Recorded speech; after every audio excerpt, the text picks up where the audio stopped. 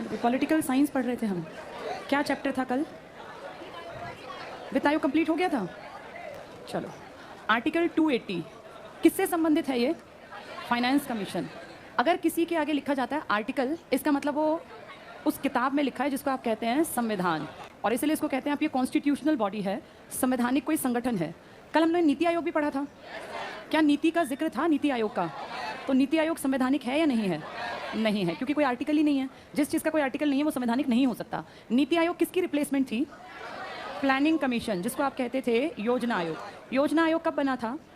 मार्च 1950, और इसके बाद बना था एनडीसी 1952 में। इनमें से कौन सा खत्म कर दिया? अब योजना आयोग ही क्या बना दिया? नीति आयोग। नीति आयोग का हेड कौन है? पीएम। और योजना आयोग का हेड भी पीएम था। इस एनडीसी को क्या कहते हैं? संसद के बाद दूसरा सबसे बड़ा कोई ऑर्गेनाइजेशन या निकाय। तो अगर कहें संसद के बाद दूसरा बड़ा निकाय तो एनडीसी। ये कब से काम कर रहा है? 1952। एनडीसी में कैबिनेट मंत्री 4 आएंगे या सारे आएंगे? और उसमें नीति आयोग में, ठीक है। फाइनेंस कमीशन क्या काम करता है? बंटवारा। किस चीज़ के बंटवारे की सलाह देता है? जितना टैक्स, जितना रेवेन्यू इकट्ठा किया है 2 पार्ट में बटेगा। किस किस में? केंद्र और राज्य। अभी फिलहाल कौन सा चल रहा है? किसकी सिफारिश चल रही है? 15। क्या नाम था उस आदमी का? एनके सिन्हा, नंद किशोर सिन्हा। पहले वित्त आयोग के अध्यक्ष कौन थे? के.सी. नियोगी। यानी हर सरकार आती है और अपना प्लान ये फाइनेंस कमीशन बना लेती है। फाइनेंस कमीशन की जानकारी किस आर्टिकल में है? आर्टिकल 280 में। और इसका सबसे महत्वपूर्ण, सबसे इंपॉर्टेंट काम है सरकार के पैसे को कैसे बांटा जाए इसकी सलाह देना। क्या ये अपनी मनमर्जी चला सकता है? नहीं। इसकी जितनी सिफारिशें हैं वो क्या नहीं है? बाध्यकारी। कंपलसरी नहीं है कि उनको माना जाए। वो कैसी हैं? सारी सलाहकारी। ये कंप्लीट हो गया था, एक बार चेक करके मुझे बताओ आज क्या स्टार्ट करना था। अच्छा, आज संसदीय पेज नंबर 224 पर है संसदीय समितियां। एनके सिन्हा वाला टॉपिक हमने पढ़ लिया। तुम्हारे आज आरबीआई के गवर्नर कौन है? शक्तिकांत दास। ये शक्तिकांत दास पहले क्या किस में रहे हैं? पहले ये प्लानिंग कमीशन जैसा जो बाद में बना नीति आयोग, इसके मेंबर थे। नीति आयोग में शक्तिकांत दास अब बन गए आरबीआई के कौन से नंबर के गवर्नर? 25 में। पहला कौन था? Osborne Smith. ये आरबीआई कब बना? 1935 में। और पहला इंडियन अध्यक्ष कौन था इसका? सी.डी. देशमुख, चिंतामणि द्वारकानाथ देशमुख। ये पहला इंडियन गवर्नर था। चलो, आज एक नया टॉपिक स्टार्ट कर रहे हैं। नाम है इसका संसदीय समितियां। इसी को आप इंग्लिश में कहते हैं पार्लियामेंट्री कमिटीज़। बहुत ध्यान से सुनना और समझना, फिर पढ़ेंगे किताब को। किताब तब समझ में आती है जब पहले कॉन्सेप्ट हमारे दिमाग में हो, वरना किताब बहुत टफ लगती है। हर स्टूडेंट का ध्यान बोर्ड पे रहे। 3 बहुत बहुत इंपॉर्टेंट सबसे पहले पढ़ा रही हूँ जो ये फाइनेंस से जुड़ी हैं। ये हैं वित्तीय समितियाँ। आपका सारा खेल जो है ना वो पैसे का है, सिर्फ आपका नहीं, इस देश का भी। हर आदमी पैसे के लिए मेहनत करता है। तुम जो यहाँ आके दुखी हो रहे हो ना, इसका भी टारगेट पैसा ही है। अगर कहा जाए कि फ्री में सेवा देनी है, जिंदगी भर 1 रुपया नहीं कमाना, तो कोई नहीं यहाँ बैठा नजर आएगा। हर आदमी को पैसा चाहिए, ये कड़वी सच्चाई है। उसको जितनी जल्दी एक्सेप्ट कर लें उतना बढ़िया। आपके देश के पैसे को संभालने के लिए समितियां बना रखी हैं। ये बना रखी है पार्लियामेंट ने, इसलिए इनके नाम के आगे लिखा है पार्लियामेंट्री कमिटीज। संसदीय समितियों के 2 तरीके होते हैं बनाने के। एक होती है परमानेंट, जिसमें आदमी बदलेंगे, समिति एज इट इज चलती रहेगी, सिर्फ आदमी बदलेंगे। और एक होती है जरूरत के टाइम पे बना लें, एडहॉक टाइप की, जिसे आप कहते हैं अस्थाई। अभी जरूरत लगी, सरकार को बना ली, 1 साल बाद सरकार को जरूरत खत्म हो गई तो इसको खत्म कर दिया। अपनी मर्जी चलती है कौन सी कमिटीज को बनाने में, या अस्थाई कह लें। और कौन सी हमेशा चलेंगी? परमानेंट। सरकारें आएंगी जाएंगी, लेकिन परमानेंट कमेटी, जिसको आप स्टैंडिंग कमेटी भी कहते हैं, तो सरकार कह लीजिए या संसद कह लीजिए, लोकसभा कह लीजिए, ये सब समितियां बनाती हैं। और स्टैंडिंग कमेटी वो कमेटी होती है जिसको सरकार के आने और जाने का कोई फर्क नहीं पड़ता, ये हमेशा चलती हैं। इसके मेंबर हर साल, इसी को आप कहते हैं स्थायी समिति। परमानेंट, इसी का नाम क्या है? Standing committee. स्टैंडिंग कमेटी जब से आपकी संसद काम कर रही है तब से आज तक एज इट इज हैं। आदमी बदलते गए, चेहरे बदलते गए। इनकी नियुक्ति 1 साल के लिए की जाती है, और इसकी नियुक्ति लोकसभा का जो भी स्पीकर होगा ना, जिसको आप कहते हैं लोकसभा का अध्यक्ष, यही कर देगा। स्टैंडिंग कमेटीज बहुत सारे काम करती हैं। इन स्टैंडिंग कमेटी में सबसे इंपॉर्टेंट होती है पैसे की कमेटीज। वैसे तो ढेर कमेटीज हैं, लेकिन परमानेंट चलने वाली कमेटीज की 3 कमेटी जो पैसे का काम देखती हैं, जिसको आप कहते हैं फाइनेंस से जुड़ी कमेटीज। इनमें सबसे पहली का नाम है एस्टीमेट कमेटी। एस्टिमेशन क्या होता है? किसी चीज़ का अंदाजा लगाना। जैसे भाई एक शादी ब्याह है घर में, तो अंदाजा भाई हमारे पास 10 लाख है खर्च करने के, 20 हैं, 50 हैं, 1 करोड़ लगा देंगे, उसी हिसाब से खर्चा किया जाता है ना। आप किसी भी काम के लिए, काम को करने से पहले एक एस्टीमेट लगाते हैं, भैया इस काम में मेरे इतने रुपए खर्च होंगे, मैं इसके इर्द गिर्द इस तरह का काम कर सकता हूँ या कर सकती हूँ। इसी तरह आपके देश में 1 साल का पैसा, 1 साल के पैसे की प्लानिंग आप कर लेते हैं जब आप क्या पेश करते हैं? बजट। बजट आपको पता होगा हमारे कॉन्स्टिट्यूशन में शब्द नहीं है, नहीं पता तो सुन लो, आपके कॉन्स्टिट्यूशन में बजट नाम का कोई शब्द नहीं है। इसके लिए वर्ड यूज किया गया है वार्षिक वित्तीय विवरण। वार्षिक मतलब पूरे साल का, एनुअल। वित्तीय मतलब पैसे का, विवरण मतलब जानकारी, यानी वार्षिक वित्तीय विवरण। इसी को आप बजट कह देते हैं। बजट आपके यहाँ का शब्द भी नहीं है, ये बुजेट शब्द से बना है, जिसका मतलब होता है एक चमड़े का थैला। तो चमड़े के थैले से इसकी लंदन में, ब्रिटेन में शुरुआत हुई। जो भी वित्त मंत्री होता वो एक लेदर बैग लेके उसमें बहुत सारी शीट्स लाता, तो लोगों ने नाम रख दिया बजट। वहीं से बढ़ते बढ़ते बढ़ते आपके देश ने भी एज इट इज, क्योंकि ब्रिटेन की बहुत सारी चीजें सीखी हैं, कॉपी की हैं, आपने भी बजट नाम रख दिया। लेकिन इस वर्ड को आपने अपने कॉन्स्टिट्यूशन में नहीं लिखा। वहाँ आपने क्या लिखा है? हाँ कि एनुअल हम कैसे खर्च करेंगे पैसा, इसकी जानकारी देने का एक विवरण है। वार्षिक वित्तीय विवरण, एक साल में पैसा कहाँ से आएगा, कहाँ जाएगा। मैंने एक एग्जाम्पल आपको दिया था, मान लीजिए 100 करोड़ आने हैं तो कहाँ कहाँ से आने हैं ये लिखा होता है, फिर ये 100 करोड़ कहाँ कहाँ हम खर्च करेंगे ये भी लिखा होता है। इसमें आप डिफेंस पे खर्च करते हैं, आप एजुकेशन पे खर्च करते हैं, खेती पे खर्च करते हैं, सिंचाई पे खर्च करते हैं, मछली पालन पे, महिला बाल विकास पे, हर तरीके से आपके पूरे साल में जितना पैसा आएगा और जितना जाएगा, इस पूरे का पहले से जो तैयार कर ले एक फाइल, उसी को आप बजट बोलते हैं। बजट पेश करने के बाद ये 2 दिन की कहानी नहीं होता, ये एक लंबा प्रोसेस चलता है और एस्टीमेट कमेटी आइडिया लगाती है कि जो बजट में पैसे दिए गए हैं वो किस हिसाब से यूज करना ठीक रहेगा। तो सबसे बड़ी फाइनेंस की अगर कोई कमेटी है जो लोकसभा, राज्यसभा या संसद में चल रही है, उसका नाम है एस्टीमेट कमेटी। एस्टीमेट कमेटी क्योंकि मनी से जुड़ा काम करती है, इसका एस्टिमेशन करती है, इसलिए हम कहते हैं कि मनी से जुड़ी सारी कमेटी, किसके मेंबर आ सकते हैं, सिर्फ लोकसभा। आपको धन विधेयक याद है, मनी बिल, मनी बिल में किसकी पावर थी, लोकसभा की, राज्यसभा तो थी नहीं कुछ, वो तो सिर्फ 14 दिन रोक पाई थी। लोकसभा में क्योंकि मनी बिल पेश होता है, बजट सबसे पहले लोकसभा में ही पेश किया जाता है, बहस होती है, पारित होता है, राज्यसभा सिर्फ 14 दिन तक रोक पाती है। इसीलिए जब एस्टीमेट कमेटी बनाते हैं तो क्योंकि ये पैसे का एस्टिमेशन करने वाली है, इसके सारे मेंबर लोकसभा के होते हैं। कितने मेंबर्स रखते हैं इसमें, 30। 30 के 30 कहां के होंगे, लोकसभा के। क्या ये पॉइंट समझ में आ गया। सरकार के खर्चे के ऊपर एक बेसिक काम करता है बजट, बजट के बाद फिर कमेटीज काम करती हैं, ये हर साल देखती हैं कितना रुपया कहां खर्च करना है, सही खर्च करना है कि नहीं, क्योंकि बजट है एक रफ काम, बजट तो कागजी काम है, कागजी काम से काम नहीं चलता ना। ये उसका सही एस्टिमेशन निकालती हैं, कितने प्रोजेक्ट पे कितने पैसे एक्जैक्टली लगने चाहिए या कितने और लेने पड़ेंगे। तो इसका मेन काम है पैसे को देखना, पूरे साल के सिस्टम को मेंटेन करना। इसको बनाने के लिए लोकसभा के सिर्फ मेंबर इसलिए आते हैं क्योंकि ये कैसे विधेयक से जुड़ी कमेटी है, धन विधेयक, और धन में सारी पावर किसकी है, लोकसभा की। पहली कमेटी, ये बहुत बहुत इंपॉर्टेंट है। दूसरी कमेटी, एक कमेटी है PAC, public account committee, Hindi में लोक लेखा समिति, इसी को हिंदी में कहते हैं लोक लेखा समिति, इंग्लिश में कहते हैं पब्लिक अकाउंट। पब्लिक मतलब तुम और मैं, हमारा, पब्लिक अकाउंट कमेटी। ये क्या काम करती है, ये देश का पैसा, एग्जैक्टली किसका पैसा है, हमारा। देश का कोई पैसा देश के पास नहीं है, चवन्नी भी, ये तुम्हारा मेरा दिया हुआ टैक्स, हमारा दिया हुआ किसी ना किसी का रूप में फाइन, यही सरकार कहती है कि मेरे पास पैसा है। सरकार अपने घर से पैसा नहीं बनाती, नहीं ऐसी मर्जी होती कि आरबीआई जितने चाहे उतने नोट छाप दे, वरना तो पैसे की वैल्यू जीरो हो जाएगी। अगर हर आदमी के पास एक एक मशीन हो तो क्या इस गुलाबी नोट की वैल्यू बचेगी क्या, हर कोई कहेगा मेरे पास ऑलरेडी है। पैसा एक लिमिट में छप सकता है, ऐसे अनलिमिटेड नहीं कि कितने नोट छाप दो। आपकी सरकार के पास जो पैसा है वो आपका और मेरा दिया हुआ पैसा है। हम अपना सारा पैसा कभी टैक्स के रूप में, कभी फाइन के रूप में सरकार को जमा कराते हैं, और सरकार कहती है इससे मेरी कौन सी निधि चलती है, संचित निधि, जिसको इंग्लिश में हम कहते हैं कंसोलिडेटेड फंड, कंसोलिडेटेड फंड। अब सरकार इससे पैसा निकालती है, सरकार खर्चे करती है, करने भी पड़ते हैं भाई, परिवार चलाने के खर्चे तो सरकार के भी तो खर्चे होंगे, लेकिन इन खर्चों में सरकार पैसा खा तो नहीं जाती। सरकार पैसे का सही यूज कर रही है कि नहीं, खाती है एक अलग बात है, लेकिन एक क्वेश्चन है कि सरकार पैसे का काम ठीक कर रही है कि नहीं कर रही। इस पूरे कामकाज के ऊपर एक रिपोर्ट बनाता है आदमी, सरकार के खर्चे के ऊपर। उस आदमी का बहुत बड़ा नाम है और शायद आप लोगों ने सुना भी हो, कैग बोलते हैं उसको, कंट्रोलर एंड ऑडिटर जनरल। ये सरकार के पूरे साल के खर्चे लिखता है, हर आदमी के, सरकार ने जहां जहां पैसा खर्च किया, चाहे वो पुल पे, कोई गेम्स का इवेंट कराने पे, किसी भी चीज में जहां सरकार ने पैसा उठाया, वो कैग की रिपोर्ट में जाएगा।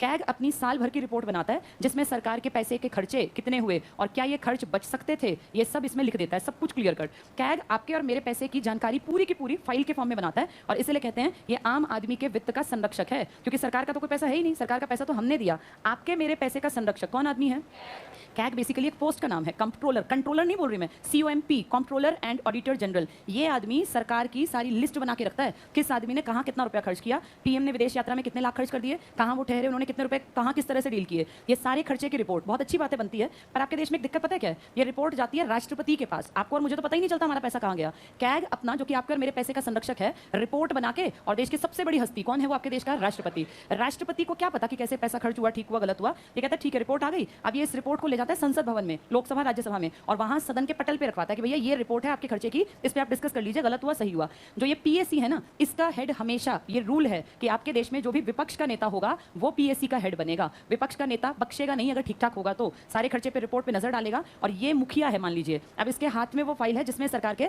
गलत सही सारे खर्चे लिखे हैं। विपक्ष के नेता अगर ठीक ठाक हो तो आपकी सरकार को यही ना पकड़ लें, चाहे वो कांग्रेस की हो चाहे बीजेपी की, लेकिन आपके देश में है इनकी पीछे से एकता, ये आपके सामने बेशक लड़ते हो कांग्रेस बीजेपी, असलियत में सब एक थाली के चट्टे बट्टे हैं। विपक्ष के नेता ने आज तक कभी मैंने ऐसा नहीं सुना कि बहुत बड़ा केस कोई उछला हो या सबके सामने रिपोर्ट नेगेटिव आती है तब भी दबा दी जाती है। कैग ने अपनी रिपोर्ट इस पे विश्वास करके इसको दी, इसने वो रिपोर्ट संसद भवन में रखवाई, और संसद भवन ने कह दिया हम क्या समझे 543 और 245, इसके लिए कमेटी बना रखी है, किस नाम की, पीएसी, ये अपने आप देख लेगी। इसमें हेड कौन बना रखा है, विपक्ष का नेता। सिस्टम बहुत बढ़िया है, लेकिन हर जगह झोल है, हर जगह गड़बड़ है। अब ये राष्ट्रपति इसको पकड़ा दिया संसद को, संसद ने दे दिया पीएसी को, पीएसी को पता है आज अगर मैंने इनकी बात उछाली तो 4-5 साल बाद मेरी सरकार आएगी, ये मेरी उछालेंगे बात, इसीलिए मैं भी दबाता चलूं और तुम भी इसको अंदर ही अंदर सारा भ्रष्टाचार करते चलो, किसी को क्या पता चलना है। ये पीएसी की रिपोर्ट पे विपक्ष भी बहुत कम उंगली उठाता है, और एज इट इज चीजें चलती जा रही हैं। पीएसी है बहुत अच्छी चीज, लेकिन काम नहीं कर पा रही। अगर पीएससी को कुछ समझ में ना आए भाई रिपोर्ट में क्या लिखा है, कहाँ के पैसे कहाँ गए, तो पीएससी तुरंत किसको कांटेक्ट करेगा?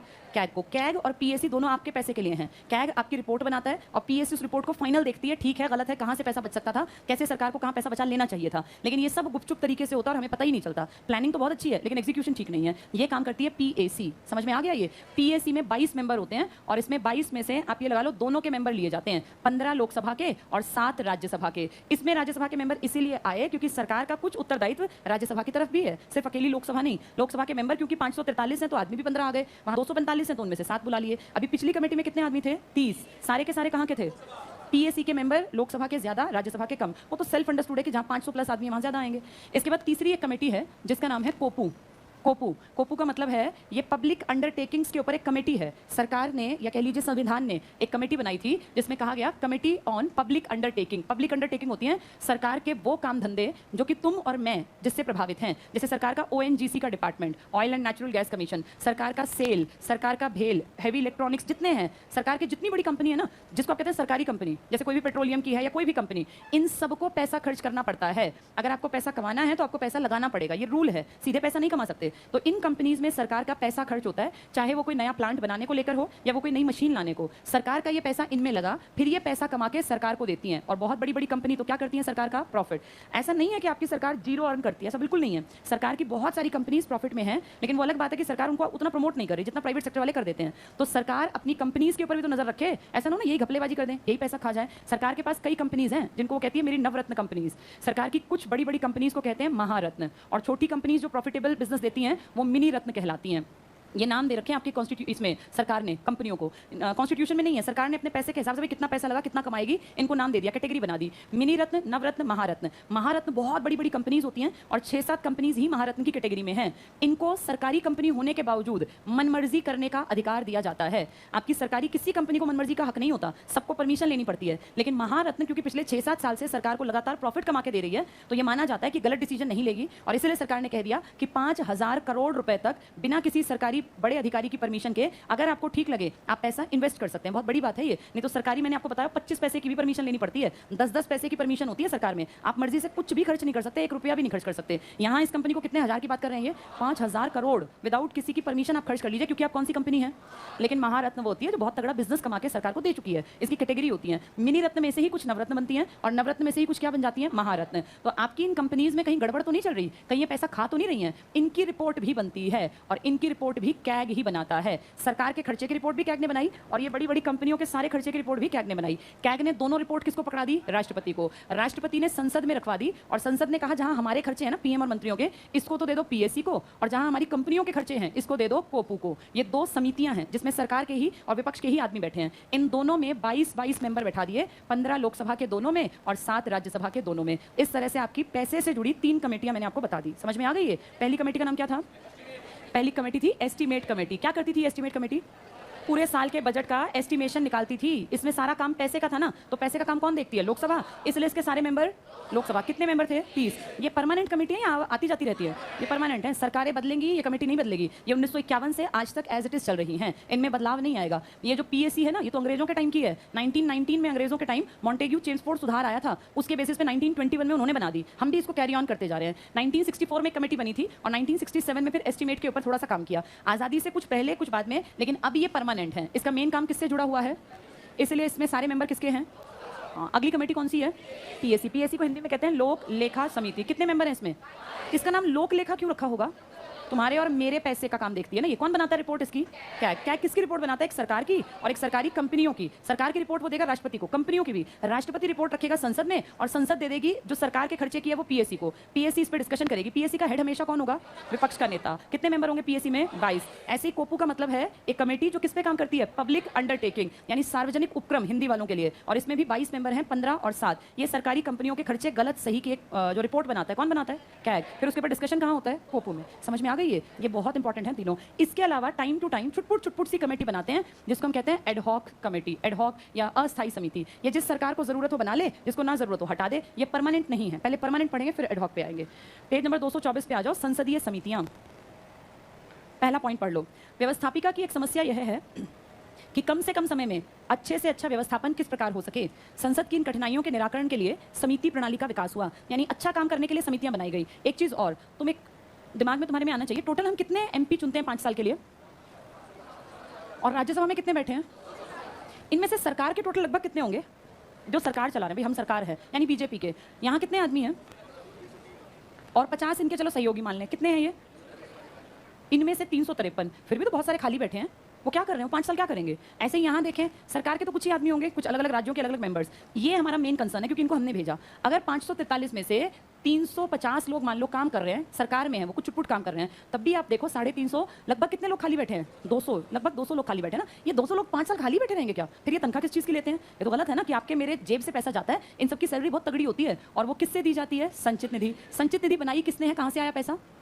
तुमने और मैंने टैक्स दिया, फाइन दिया। तो भैया इन 200 लोगों को बिठा के इनकी पूजा थोड़ी करनी है। ये क्या करेंगे 5 साल? सरकार तो चलो काम करेगी, कह देगी हम तो सरकार में हम तो काम करते हैं जी, तो ये बाकी क्या करेंगे? ये बैठे रहेंगे। इनको फ्री का घर, खाना पीना, नौकर चाकर, इनका बिजली का बिल कुछ नहीं लगता इनका, पता है? सब हमें देना पड़ता है। ये जो हमारे ऊपर टैक्स है ना, ये सब इनके ऐशो आराम का है। बहुत सारा पैसा खर्च होता है, इनकी आवाजाही, इनकी यात्राएं सब फ्री हैं। फ्री कुछ नहीं है। एक को फ्री दिया मतलब दूसरे से उसका पैसा हटना पड़ेगा, तो वो आप और मैं ही है, जनता ही है। तो इन 200 लोगों को कुछ तो काम दो, तो इनको काम दिया जाता है। इनको अलग अलग चुटपुट कमेटीज का मेंबर बना देते हैं। 31 कमेटी बना रखी है, और एक कमेटी में लगभग 24 लोग होते हैं। तो इस हिसाब से ना सारे लोगों को 5 के 5 साल नाम मात्र ही सही, लेकिन काम करना पड़ता है। बिल्कुल हाथ पे हाथ रख के नहीं बैठते, क्योंकि कमेटी इतनी बना रखी है कि 10 उसमें, 5 उसमें, 10 उसमें, 20 इसमें, ऐसे करके सबका खात्मा कर रखा है। 3 कमेटी मेन है, कौन कौन सी? एस्टीमेट, कोपू और पीएसी। ये ज्यादा इंपॉर्टेंट है। चलो अगला पॉइंट टिक करना। संसद के पास न तो पर्याप्त समय है, न ही आवश्यक विशेषज्ञता जिससे कि विधायी मामलों की गहन छानबीन कर सके। संसदीय समिति वो समिति होती है जो सदन द्वारा नियुक्त, इसको जनता बनाती है समितियों को या सदन ने बनाई है? हाँ, कौन इसकी नियुक्ति करता है? लोकसभा का अध्यक्ष। ये टिक कर लो, सदन द्वारा नियुक्त। नेक्स्ट लाइन टिक करना इसी में बीच में, लोकसभा अध्यक्ष या सभापति के अनुसार काम करती है और अपनी रिपोर्ट सदन को सौंपती है। समितियां 2 प्रकार की टिक कर लो, स्थायी या स्टैंडिंग कमेटी। ये इंपॉर्टेंट है, स्टैंडिंग कमेटी कई बार पढ़ते हैं, स्टैंडिंग कमेटी की रिपोर्ट में कहा गया, यही कमेटी है वो। दूसरा टिक कर लो, एडहॉक या तदर्थ, जो थोड़े टाइम के लिए आती है, अकॉर्डिंग टू नीड गवर्नमेंट बनाती है और तोड़ देती है। स्थायी समिति पढ़ना, स्थायी समितियों का निर्वाचन या नियुक्ति, अंडरलाइन करो, नियुक्ति प्रतिवर्ष, आधे वहां 5 वर्ष टिक कर देंगे। कमेटी 1 साल के लिए आती है, सरकार कितने साल के लिए आती है? 5 साल, लेकिन कमेटी का कार्यकाल 1 साल। सरकार की नियुक्ति की थी राष्ट्रपति ने, कमेटी की नियुक्ति करेगा लोकसभा का अध्यक्ष। ये दोनों पॉइंट अलग हैं, आधों को पता नहीं चलेगा, वहां टिक कराएंगे राष्ट्रपति। राष्ट्रपति नहीं आता बीच में, ये अपने आप करते हैं। तो नियुक्ति प्रतिवर्ष। आगे पढ़ लो, स्थायी समितियों का कार्य अनवरत, अनवरत मतलब कंटिन्यूअस। सरकार बदलेगी फर्क नहीं पड़ता, आदमी बदलेंगे लेकिन समिति बनी रहेगी, अनवरत प्रकृति का, कंटिन्यूअस। वित्तीय समितियां टिक करना, फाइनेंशियल कमिटीज, इंग्लिश हिंदी दोनों में पढ़ लेना। पहली का नाम है लोक लेखा समिति, बहुत इंपॉर्टेंट, पीएसी।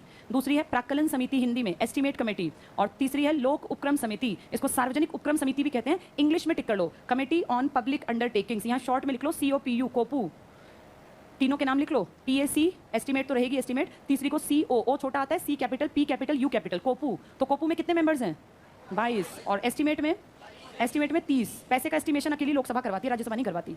नेक्स्ट पे आ जाओ, अन्य स्थायी समितियां जो बाकी हैं हमेशा चलती हैं। पहली टिक कर लो, अनुसूचित जातियों के लिए, अनुसूचित जनजातियों के लिए। क्या तुम्हारे कॉन्स्टिट्यूशन में SC ST के रिगार्ड में लिखा था कुछ पहले से या नहीं लिखा था? लिखा था। कॉन्स्टिट्यूशन क्योंकि अंबेडकर के कारण है, अंबेडकर जानते थे कि लोग बहुत परेशान करेंगे SC ST को, उन्होंने बहुत पहले, इसको ध्यान से सुनना, आर्टिकल 338 में SC ST के लिए प्रावधान कर रखा था। और अगर इससे भी और डिटेल में जाएं तो आर्टिकल 330, आर्टिकल 332 ये लोकसभा में सीट्स की बात करता है SC ST की, 84 सीट और 47 सीट। और ये बात करता है आपकी विधानसभा में SC ST according to population, हर राज्य में कहीं 20, कहीं 30, कहीं 40, जितनी उनकी आबादी है। ये दोनों गारंटी देते हैं कि लोकसभा और विधानसभा में कुछ सीटों पर सिर्फ SC ST ही बैठ सकते हैं, पूरा देश नहीं बैठ सकता। 543 में से 84 आदमी या औरतें SC कैटेगरी से लेने ही लेने हैं, उन पे उठेंगे ही SC कैंडिडेट, जनरल कैंडिडेट नहीं आ सकता। ऐसे ही ST अगर कहें तो 47 शेड्यूल्ड ट्राइब्स ही आएंगे, इसमें जनरल नहीं आएगा। ऐसे ही हर विधानसभा का अलग अलग है। यहाँ मैंने आंकड़ा इसलिए नहीं लिखा क्योंकि विधानसभाएं आपके देश में 30 हैं, तो कहीं सीटें 15 हैं, कहीं 17 हैं, कहीं 20 हैं, कहीं 40 हैं, अकॉर्डिंग टू पॉपुलेशन ये डिवीजन किया हुआ है, इसलिए इनकी सीट्स नहीं बताई। ये देश में एक है इसलिए बता दिया।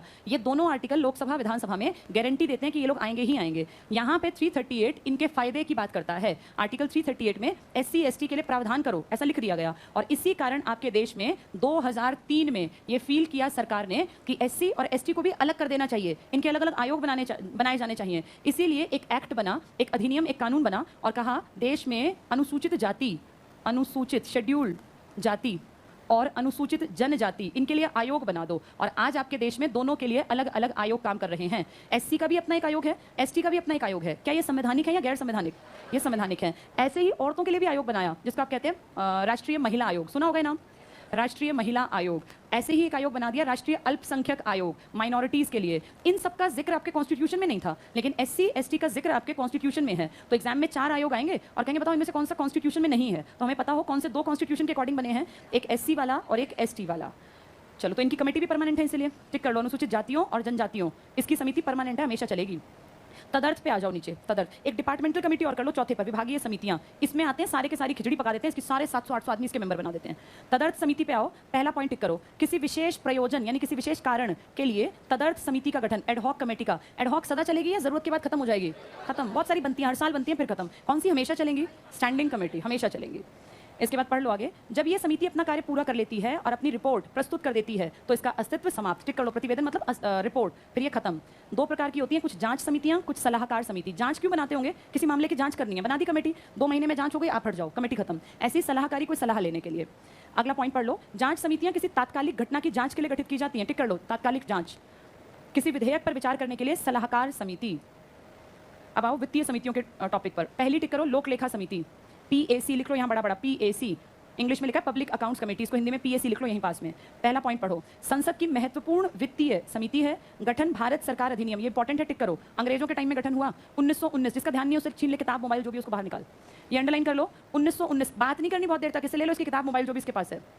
सारी क्लास का टाइम नहीं खराब करना, और ये रोज की कहानी है, इनको पहचान करके इनकी एंट्री मत दो, इनको 5-7 दिन अपने घर बैठने दो। चलो टिक करो, भारत सरकार अधिनियम 1919, इसका नाम क्या बताया था मैंने? नहीं, भारत सरकार अधिनियम का नाम क्या बताया था?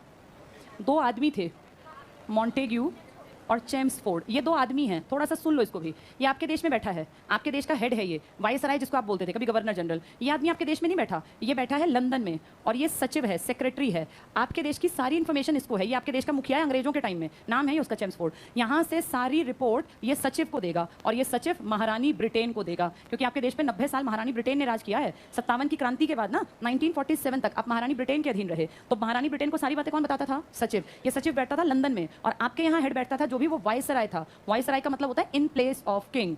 वाइसरॉय ये जो है ना, इसका मतलब है इन प्लेस ऑफ किंग, यानी राजा की जगह जो बैठा है उसके नाम के आगे लिखा जाता था वाइसराय। पूरे इंडिया के सिस्टम को संभालने वाला आदमी, जैसे आज आपका PM है ना, उस टाइम पे अंग्रेजों ने क्या बना दिया था? वाइसराय। वाइसराय सारी रिपोर्टिंग किसको करता था? और सचिव उसकी मेन बातें किसको बताता था? महारानी को। तो आपके देश में मॉन्टेग्यू, चेम्सफोर्ड 2 आदमी आए थे। चेम्सफोर्ड यहाँ का वाइसराय बन के आया 5-6 साल के लिए, और मॉन्टेग्यू वहाँ बैठा था महारानी के अंडर सचिव। इन दोनों ने एक रिपोर्ट तैयार की और कहा भारत के सुधार के लिए हम कुछ काम करेंगे। जब भी सुधार हुए तो सोचो एक्सप्लॉयटेशन के ऊपर काम हुआ, तुम्हारा शोषण और ज्यादा कैसे हो, इसके लिए इन्होंने अपना जुगाड़ बनाया। ये इस रिपोर्ट में इन्होंने हिंदू और मुसलमानों के निर्वाचन क्षेत्र अलग करने का प्लान किया था, और 1909 के बाद 9 में अलग हुए थे हिंदू मुसलमान, 19 में इन्होंने इसमें सिख और जोड़ दिए थे, सिख कम्युनिटी की, ये भी अलग है। यानी फूट डालो राज करो, यही तो नीतियां हैं, ये बड़े होकर समझ में आता है। पहले सोचा ये क्यों कहते हैं फूट डालो राज करो, इन्होंने लीगली हर चीज को आपके ऊपर ऐसे थोपा कि आपको पता ही नहीं चला। 1909 में 2 आदमी आए थे, इनसे पहले उनके नाम थोड़े से छोटे थे, एक का नाम था मार्ले और एक का नाम था मिंटो। मिंटो आपके यहाँ है, मिंटो, और मार्ले बैठा है लंदन में। इन दोनों ने जो सुधार किए वो भी भारत कहते हैं, भारत के सुधार किए हमने। मार्ले मिंटो सुधार 1909 में हिंदू मुसलमानों को अलग करवा दिया, इनके निर्वाचन क्षेत्र बांट दिए। फिर 19 में 2 आदमी और आते हैं, एक मॉन्टेग्यू, एक चेम्सफोर्ड, ये भी सुधार करते हैं। ये किसको और बांट देते हैं? सिख को। इनकी देन है ये PAC कमेटी, ये टिक कर लो। 1919 यहाँ लिख लो, मॉन्टेग्यू चेम्सफोर्ड सुधार। मॉन्टेग्यू सचिव है और चेम्सफोर्ड आपका वाइसराय है। वाइसराय मतलब in place of king. Montagu Chelmsford, Montagu Chelmsford सुधार, ये जो 1919 लिखा है ना, इसी का नाम है ये, जो लिखा है भारत सरकार अधिनियम, इसी का दूसरा नाम है ये। GOI बोलते थे, GOI मतलब गवर्नमेंट ऑफ इंडिया, एक्ट आते थे ये, अधिनियम 19, हाँ वो सबसे इंपॉर्टेंट है, आएगा जब उसको पढ़ेंगे, उसके बेस पे ही हमारा देश आज तक चल रहा है। चलो ये टिक करो। 1921 में हुआ, तो 19 के बेसिस पे हमने PAC बनाई 21 में अंग्रेजों ने, जिसमें कुल कितने सदस्य थे तब? अब कितने हैं PAC में? 22, 15 कहाँ के? लोकसभा और 7 राज्यसभा। अगले पेज पे आ जाओ। 54-55 से समिति में टिक करना, 22 सदस्य, अब 22 हैं, सन मत याद करना, 22 सदस्य कर लेना, 15 लोकसभा 7 राज्यसभा। लोक लेखा समिति को प्राक्कलन समिति की जुड़वा बहन कहते हैं। प्राक्कलन समिति कौन सी समिति? एस्टीमेट, किस चीज का एस्टिमेशन करेगी? बजट का। कौन सी 2 समितियां जुड़वा बहन है? कोपू को हटा दो, कौन सी 2 बच गई? एस्टीमेट और PAC, दोनों पैसे से जुड़ी हैं ये, टिक कर लो, जुड़वा बहन। और रखवाली कुत्ता, guarding dog of estimate committee कहते हैं इसको, क्योंकि ये पैसे का ध्यान रखती है। क्या ध्यान रखती है? किसको रिपोर्ट देता है? कैग, राष्ट्रपति को। राष्ट्रपति किसको पकड़ाता है? संसद। संसद किसको देती है? PAC। PAC में हेड कौन है? विपक्ष का नेता, लेकिन वहीं के वहीं लीपा पोती करके सब दबा देते हैं, पता ही नहीं चलता क्या हुआ। नेक्स्ट पे आ जाओ, प्राक्कलन समिति, एस्टीमेट कमेटी। पहला पॉइंट टिक करना, संसद की स्थायी समितियों में सबसे बड़ी, डबल टिक कर लो, सबसे बड़ी है। कितने मेंबर हैं इसमें? 30, तो अपने आप ही बड़ी हो गई। नेक्स्ट पढ़ना, सबसे पहले इस समिति का गठन तत्कालीन वित्त मंत्री John Mathai, very very important, tick कर लो, जॉन मथाई की सिफारिश पर 1950 में हुआ। इसमें 25 सदस्य थे, लेकिन 56 में इसकी सदस्य संख्या बढ़ाकर 30 कर दी गई, तभी सबसे बड़ी है। 30 सदस्य लोकसभा के होते हैं, राज्यसभा का कोई प्रतिनिधित्व नहीं होता। क्या लॉजिक है, क्यों नहीं लेते इनको? ये बजट के ऊपर काम करती है, और बजट है धन विधेयक। यहाँ लिख लो ये बात, लिखो, एस्टीमेट कमेटी बजट से संबंधित है। एस्टीमेट कमेटी या प्राक्कलन समिति बजट से संबंधित है। बजट धन विधेयक है, प्राक्कलन समिति या एस्टीमेट कमेटी बजट से संबंधित है, बजट धन विधेयक। और धन विधेयक में किसकी पावर नहीं चलती? राज्यसभा, तो अपने आप ही लोकसभा की चलेंगी। ठीक है, इसके बाद अगली हेडिंग पे आ जाओ, सार्वजनिक उपक्रम समिति। पहला पॉइंट टिक करो, 1964 में कृष्ण मेनन समिति की सिफारिश पर इसकी शुरुआत की गई। कोपू बाद में आई। अंग्रेजों ने कौन सी बना रखी थी? पीएसी। फिर हमने कौन सी बनाई? एस्टीमेट। कौन सी दो कमेटी बहनें कहलाती हैं? पीएसी और एस्टीमेट। दोनों किसका काम देखती हैं? पैसे का। एस्टीमेट में सारे मेंबर लोकसभा के, जबकि पीएसी में लोकसभा के भी और राज्यसभा के भी। सार्वजनिक उपक्रम सबसे लेट आई है कोपू, टिक कर लो, 64 में कृष्णा मेनन। नेक्स्ट टिक करना, शुरू में इसमें 15 सदस्य थे, 74 में इसकी सदस्यता बढ़ाकर 22 कर दी गई। आज कितने मेंबर हैं? 22। 74 से। ये इंदिरा गांधी का टाइम था, 74 का लिख लो। यहाँ इंदिरा गांधी ने फिर 75 में तो तुम्हारे देश में क्या लगा दिया था? इमरजेंसी। उससे पहले आगे टिक करना, 15 सदस्य लोकसभा से, 7 सदस्य राज्यसभा से। अगली लाइन पीछे टिक कर लो, अध्यक्ष का चयन लोकसभा अध्यक्ष द्वारा किया जाता है। जो ये कमेटीज के मुखिया हैं, इनको राष्ट्रपति बनाता है या लोकसभा का स्पीकर? इनका कार्यकाल कितना है? 1 साल। सरकार कितने साल की है? 5 साल। ये आती जाती रहेंगी या हमेशा रहेंगी? दो तरह की हैं, एक आती जाती वाली, कौन सी थी? एडहॉक, तदर्थ। कौन सी हमेशा टिकी रहेंगी? स्टैंडिंग को ही आप कहते हैं स्थायी समिति। अब आगे पढ़े क्या करती है कोपू, देखो।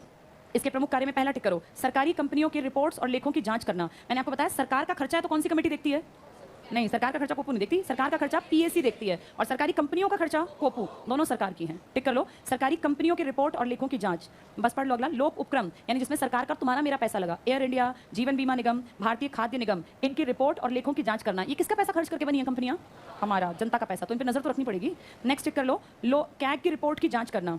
कैग 2 रिपोर्ट बनाती है, कौन कौन सी? एक सरकारी खर्चे की और एक कंपनियों के खर्चे की। सरकारी खर्चे की रिपोर्ट किसके हाथ में गई?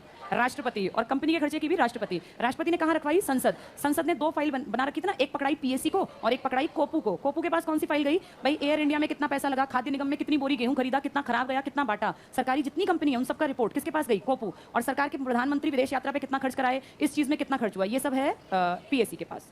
अगले पॉइंट में तीसरी लाइन टिक करना, लोकसभा द्वारा समय समय पर इसके सुपुर्द किया जाता है। जो काम देगी लोकसभा करना पड़ेगा। तीनों समितियां समझ में आ गई? ठीक है, बताओ 50 में कौन सी बनी थी? हाँ, एस्टीमेट। और अंग्रेजों के टाइम पे पीएसी। चलो इसमें 1-2 पॉइंट और ऐड कर लेना, 1-2 पॉइंट काम के हैं। पीएसी में यहाँ पे देखो तुम लोगों ने लिखा होगा, लोक लेखा समिति था, मॉन्टेग्यू चेम्सफोर्ड सुधार, 22 सदस्य। यहाँ 1 पॉइंट लिखो, पीएसी का अध्यक्ष, जल्दी से लिख लो इसी में ऐड करके।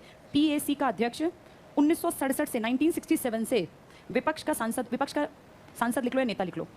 पीएसी का अध्यक्ष 1967 से विपक्षी पार्टी का होता है या विपक्षी दल का होता है।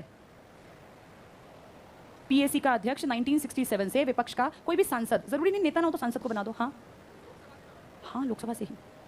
नेक्स्ट देखना, प्राक्कलन में तुमने क्या क्या पढ़ा? एस्टीमेट कमेटी का गठन 50 में, 30 मेंबर सारे लोकसभा के। बजट के बारे में लिखवा दिया था मैंने, लिखा ना हमने, बजट है इसलिए।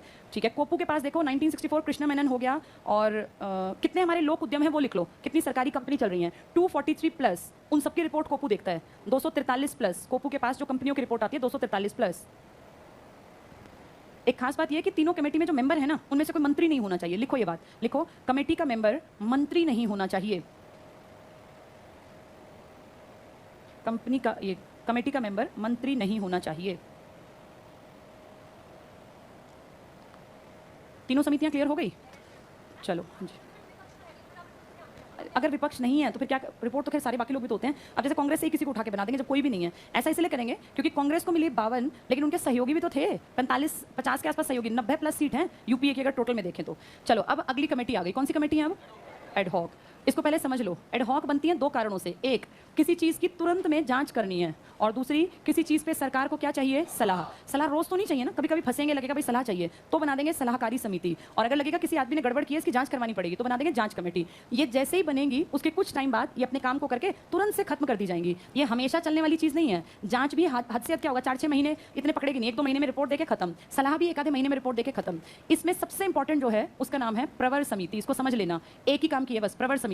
प्रवर समिति का काम होता है, जब कोई विधेयक आता है, बिल बनाना है या बिल को हम पेश करते हैं, इस बिल को सबसे पहले पेश किया जाता है, फिर इस पे बहस छिड़ती है। अब तुम्हें क्या लगता है तुम्हारे 543 सारे बहुत पढ़े लिखे काबिल हैं क्या? नहीं ना, आधे तो मूर्ख हैं। अब ये क्या करेंगे, भैया हमें समझ नहीं है, बहस करके भी हमारा रिजल्ट नहीं निकला, एक कमेटी बना देंगे सलाह लेने के लिए कि क्या ये बिल ठीक रहेगा, आज से 10 साल बाद इस बिल का कोई नुकसान तो नहीं होगा। उस कमेटी में सलाह लेने के लिए जो बनेगी, इस कमेटी में उसी फील्ड के कुछ एक्सपर्ट, जैसे सारे भी अनपढ़ नहीं है, कुछ लोग हैं जिन्होंने लॉ की पढ़ाई कर रखी होगी, कुछ आएंगे जरूर जो एडवोकेट थे और जो MP बन गए, बहुत सारे लोग होते हैं पढ़े लिखे भी तो होते हैं, या मान लीजिए एजुकेशन से जुड़े थे। अब अगर कोई बिल लाना है जिसका टारगेट है लॉ से जुड़ा कुछ चेंज करना, तो उस कमेटी में सारे एमपी वो लिए जाएंगे जिनकी डिग्री उस लेवल की हो कि जो सही सलाह दे पाए। इनमें मान लीजिए 15 आदमी हैं, अब ये 15 वहाँ 543 तो कभी बात को हाँ करेंगे ही नहीं।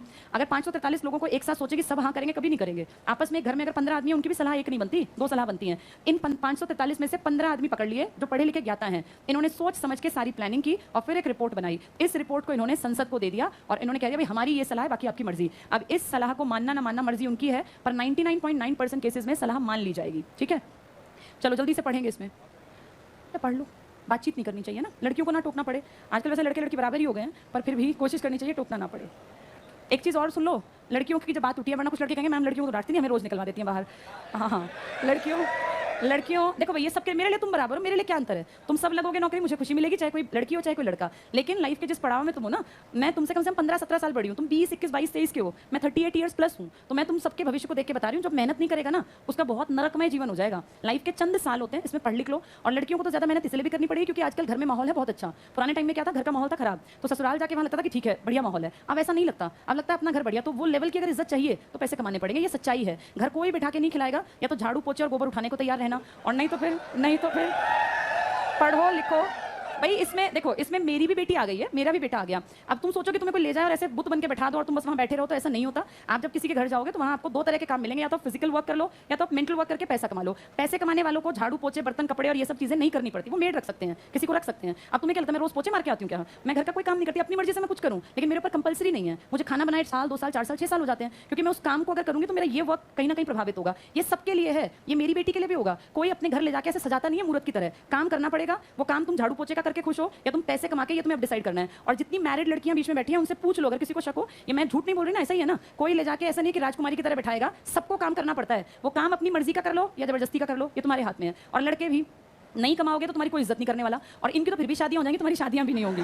तो इसलिए देखो, लड़की का तो कभी ये है ही नहीं कि कंपलसरी है कमाना। कमाना इसलिए जरूरी है क्योंकि अपनी सेल्फ रिस्पेक्ट है लड़कियों के लिए। और मैं तो तुम दोनों को भी अपने बच्चों की तरह देखती हूँ। मेरा पर्सनल ये सुझाव है कि ये बिल्कुल जेंडर कहीं नहीं आता पैसे कमाने में, लड़की के लिए भी पैसे कमाना बहुत जरूरी है। लड़के के पास तो ऑप्शन ही नहीं है कि मैं सोचूं कि मैं ना कमाऊं, उनको तो कमाना ही कमाना है, मरना जीना उनको कमाना पड़ेगा। लड़कियों को भी 99.9%, जो एक आधी बिल्कुल मोटी बुद्धि की उसका मैं नहीं कह सकती, लेकिन 99% लड़कियां पैसे कमाओगी तो इज्जत मिलेगी। और बेटा ये मेरा सबके लिए सुझाव है, बिना पैसे के ना जितनी तुम्हारे बीच में मैरिड लड़कियां बैठी हैं उनसे पूछना, ना कोई सास रिस्पेक्ट देने वाली ना कोई हस्बैंड पूछने वाला। आगे पीछे लोग तब घूमते हैं जब आपके अंदर कैलिबर होता है, आपकी स्किल्स आपकी रिस्पेक्ट कराती हैं। किसी की खूबसूरती कभी जिंदगी भर नहीं चलती, खूबसूरती 4 दिन की है, ये यहीं रखी रह जानी है। सबसे ज्यादा चलेगा तुम्हारा कैलिबर, जिसकी इंसान इज्जत करेगा। लंबे टाइम तक आपकी ना कमाई चलती है, और आपका सोसाइटी में क्या स्टेटस है, वो स्टेटस आपके पैसे कमाने की क्षमता से मापा जाता है। अगर मैं आज 10, 20, 50 लाख रुपए कमाती हूँ तो मेरा स्टेटस है। आपका स्टेटस आपकी शक्ल से नहीं दिखता, आपकी वैल्यू जब आप कहीं जाएं तो लोग देखें कि हाँ ये हैं वो लोग। तो इस तरह से कमाना बहुत जरूरी है, इस चीज को जितनी जल्दी समझोगे उतना फायदा। और ये सब इस एज में समझ में नहीं आता,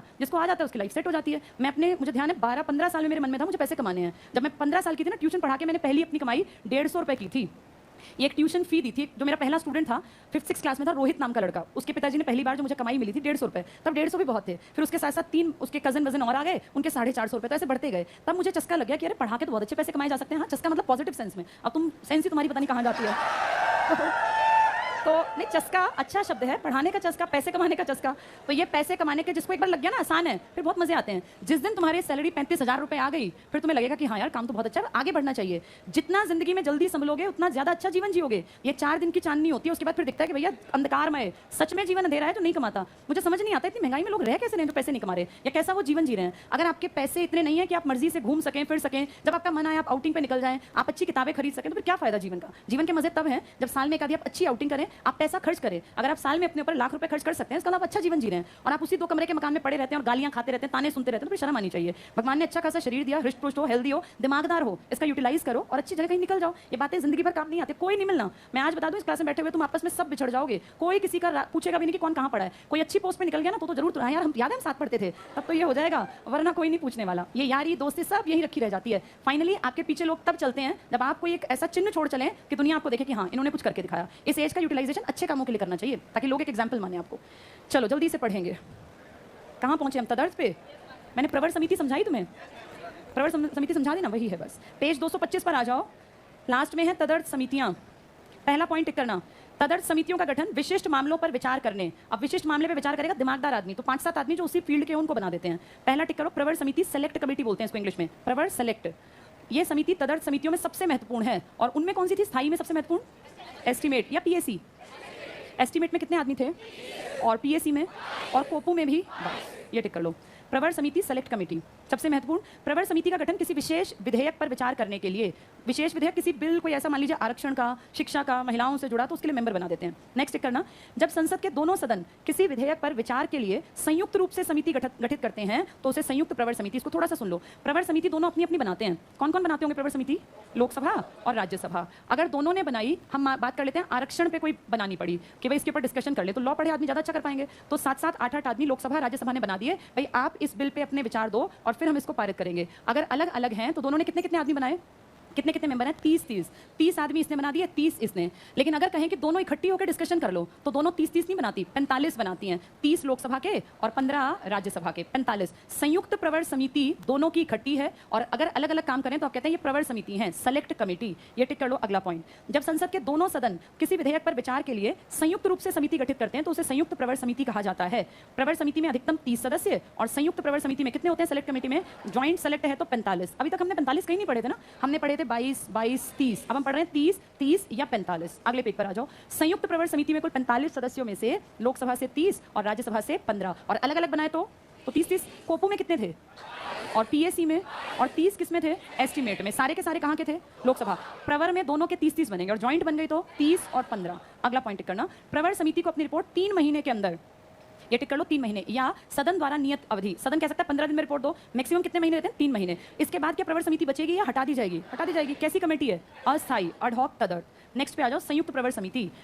पहला पॉइंट पढ़ लो। किसी मामले की जांच पर रिपोर्ट देने के लिए अलग अलग या संयुक्त रूप से समितियों का गठन अध्यक्ष या सभापति द्वारा किया जा सकता है। अंडरलाइन करना। अलग अलग रूप से गठित समितियों की सदस्य संख्या प्रत्येक सदन के लिए 30-30, जबकि दोनों सदनों के लिए संयुक्त रूप से गठित समिति की सदस्य संख्या 45।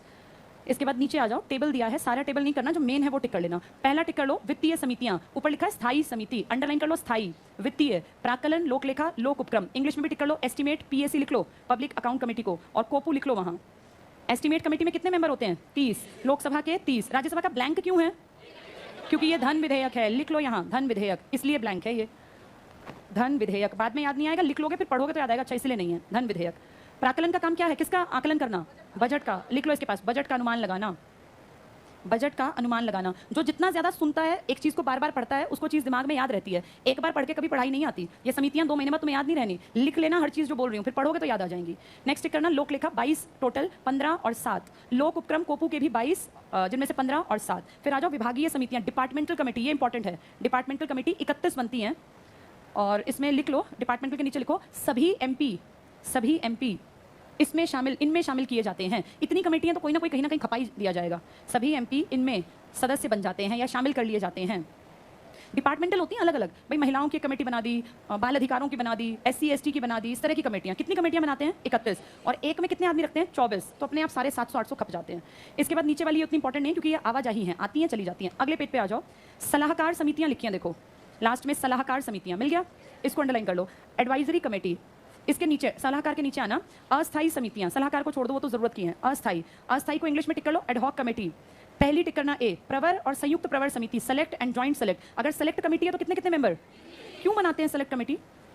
किसी बिल पे डिस्कशन करने के लिए। लिख लो यहाँ, प्रवर समिति के पास लिखो किसी विधेयक पर, किसी बिल पर डिस्कशन के लिए बनाई जाती है। किसी बिल या विधेयक पर डिस्कशन के लिए। तो ये स्थायी है या अस्थायी है? अस्थायी। कितने महीने के अंदर बोला? 3 महीने। अगर 3 महीने हैं तो अपना रिपोर्ट दे दो। ये टिक करो। प्रवर समिति में लिखा है कुल सदस्य संख्या कुछ नहीं लिखी, 30-30 लिखे हैं। ये ज्वाइंट वाली है, अलग अलग अलग अलग। अगली टिक करो। संयुक्त प्रवर समिति 45, 30 और 15। सारी समितियां समझ में आ गई? ठीक है। इसके बाद आज टाइम कम है, निर्वाचन आयोग में कल पढ़ाऊंगी क्योंकि लंबा टॉपिक है।